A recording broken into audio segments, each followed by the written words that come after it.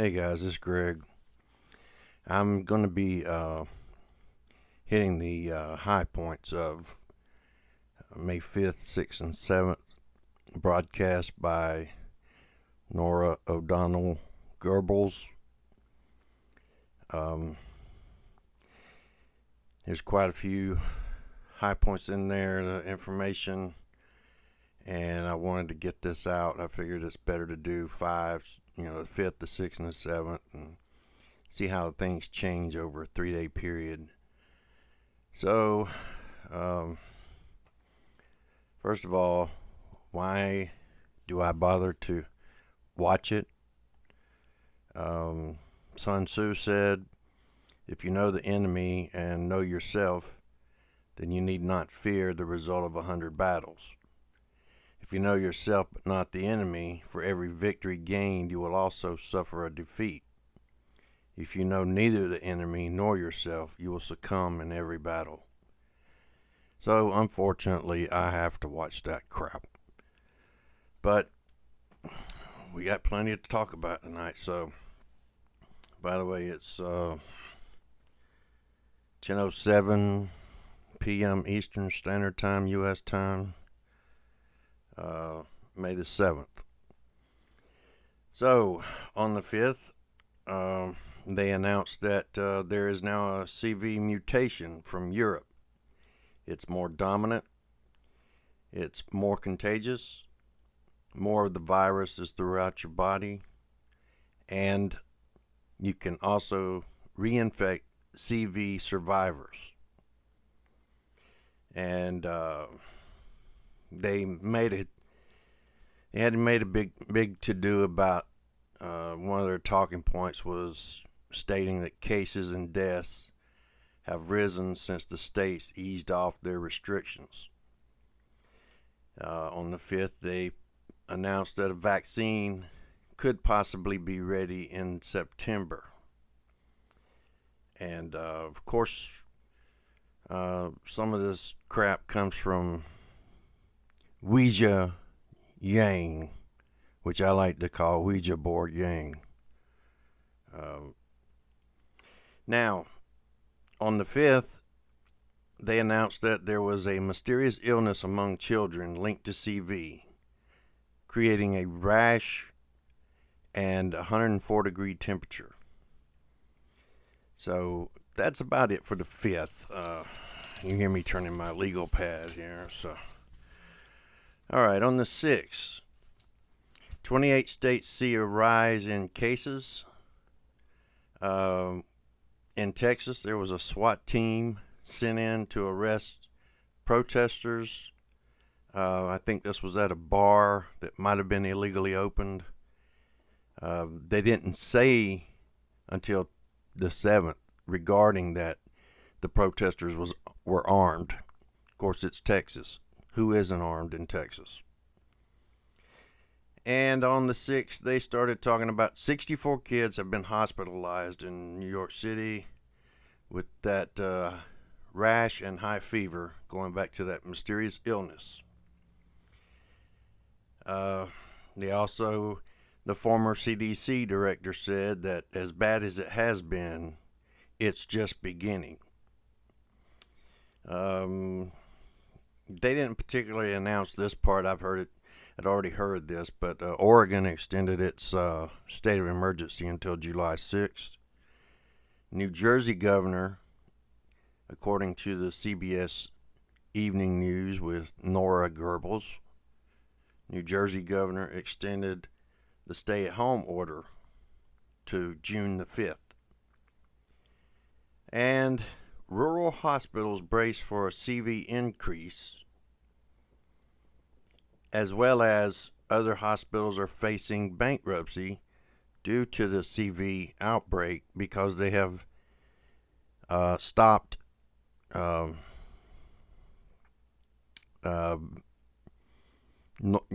gallbladder surgeries and elective surgeries.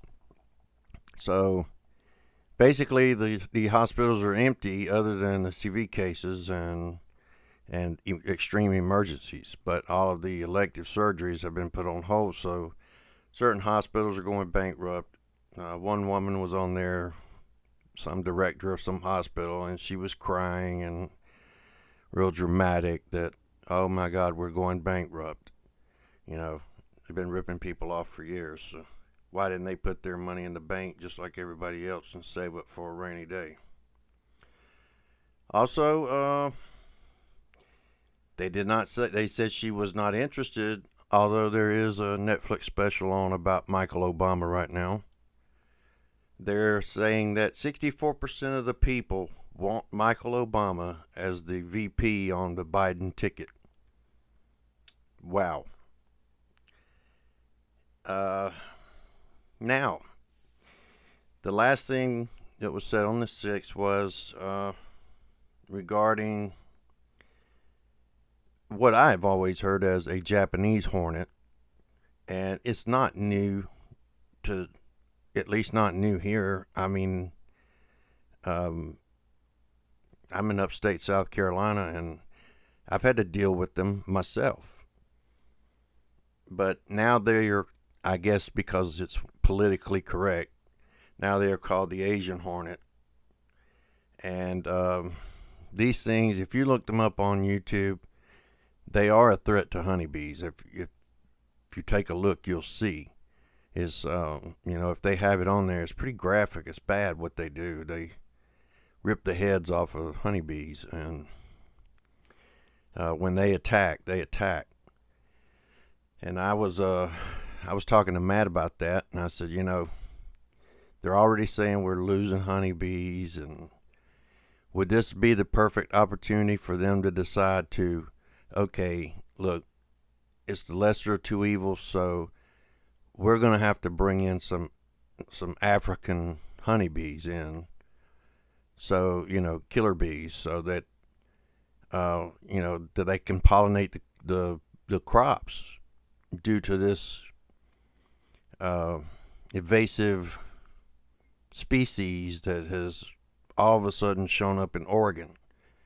On the West Coast, of course, where most of all the fruit and everything, it'll be in California before you know it. And I know the killer bees were supposed to have been here by now, but I'm talking about them actually saying, the killer bees might be the only salvation we have.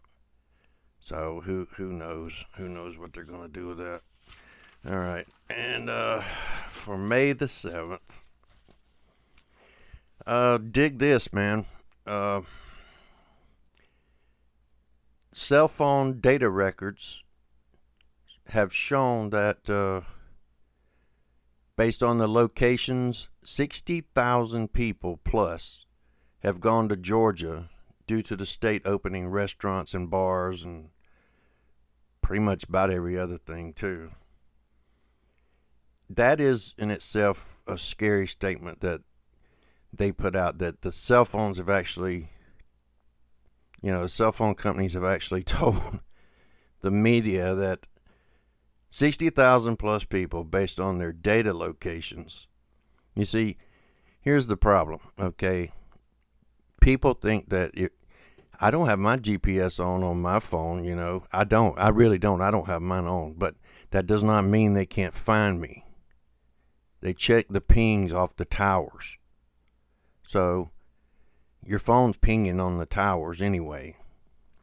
I mean, my brother's a deputy with the sheriff's department, and he basically told me, you don't need your GPS on. The way we find people is by what towers you ping off of. So I already knew that, but for them to just flat out come out and let this be known that, the cell phones will give your information over to media, even if it's not general, if it's just general information, as far as if they say, oh, well, 6, 7, 8,000 of our customers are there. It's just, whose business is it? If one state opens up and you're sick of sitting in the house, you decide, look, I'm tired of putting up with this crap. I'm going to Georgia, and spend my stimulus check. At least they're stimulating the American economy. I've got a friend that works at Walmart that said that as soon as the stimulus checks were coming in, you could see people were buying televisions, gaming systems, and so they're stimulating China's economy. Tonight it was reported that in the past 2 months, there were 33 million lost jobs. So, I mean, let that sink in. 33 million lost jobs in 2 months. As of now, the U.S. has 1.2 million cases and 75,000 plus deaths regarding COVID-19. Okay. And Trump's valet, who has supposedly served him food, test positive. And yet Trump doesn't feel the need to quarantine. And of course they make this out to be a big deal. You know, it's all circus. You know, it's bread and circus, and this is just part of the show. You know, I guess that's to say, well, for the Republicans to say, oh, the Democrats are trying to make Trump look bad because his valet tested positive, and yet Trump is not even going to follow his own guidelines, saying that once you've been around somebody within 6 feet that tests positive, to self-quarantine. And, of course, he refuses to wear a mask, and it's back and forth. It's part of the ping pong game. You know, it's watching politics is like watching tennis. You look left, you look right. You look left, you look right.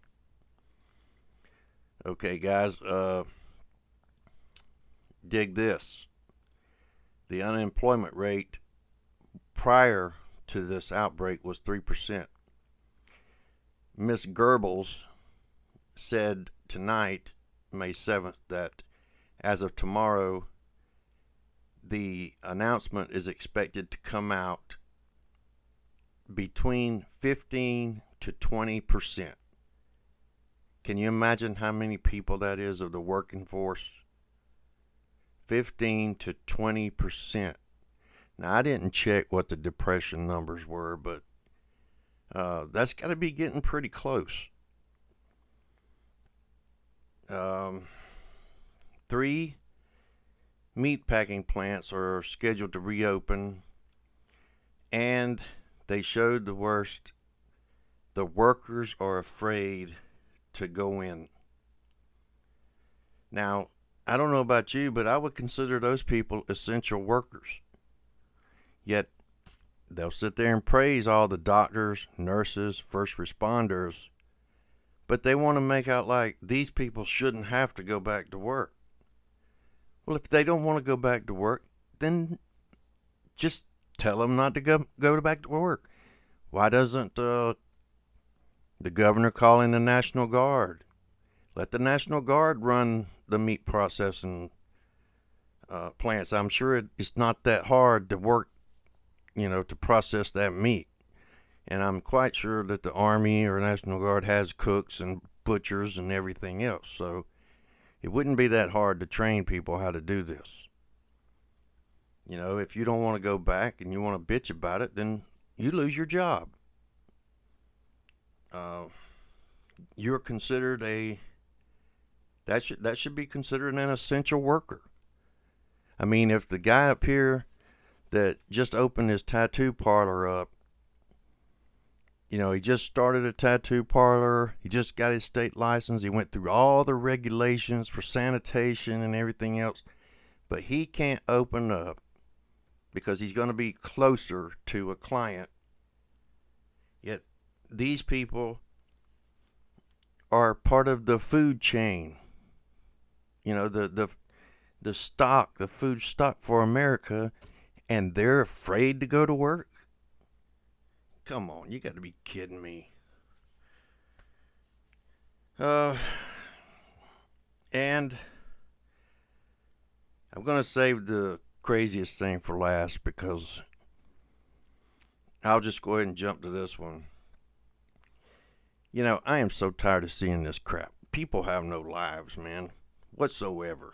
These stupid little choreographed videos on Facebook, Instagram, and then they put them on there. They end the show with this little highlight note and showing these idiotic people dancing around with this stupid little self-choreographed dance or song, and that drives me up the wall. Now that's actually, I would rather listen to Norah O'Donnell another 10 minutes than to watch that crap.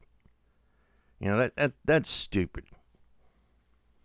And the last thing for May 7th was we now have a new syndrome. This mysterious illness that affected children, and this was broadcast tonight, May 7th, 2020. Don't know who that is.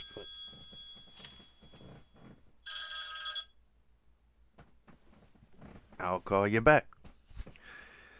Okay. This mysterious illness that they actually mentioned on the 5th, that, let's see, affected 64? Was it 64? No, they mentioned the mysterious illness. Causes a rash and 104-degree temperature. On the 6th, they said that there are 64 kids hospitalized in New York City with a rash and high fever. On the 7th, they now have given it a name, and believe this or not, Norah Goebbells made the statement that there are now over 100 worldwide cases. So evidently there's not 150, not 125, just over 100. And 60 of those are in New York City. And the name of this illness, this mysterious illness, is Pediatric Inflammatory Syndrome, PIS. So now we have an illness called PIS. PIS. AIDS, SARS, MERS, PIS. Can you believe it? All right, folks, that's all I've got for news from the 5th, 6th, and 7th. Hope this wasn't too long, and I kind of stammer a little bit here and there, so if you need to, next time just put me on 1.25 or 1.5, and it'll go through a little bit faster. All right, guys, that's it. Have a good one. Be good to everyone else, please, and take care of yourselves. Good night, guys.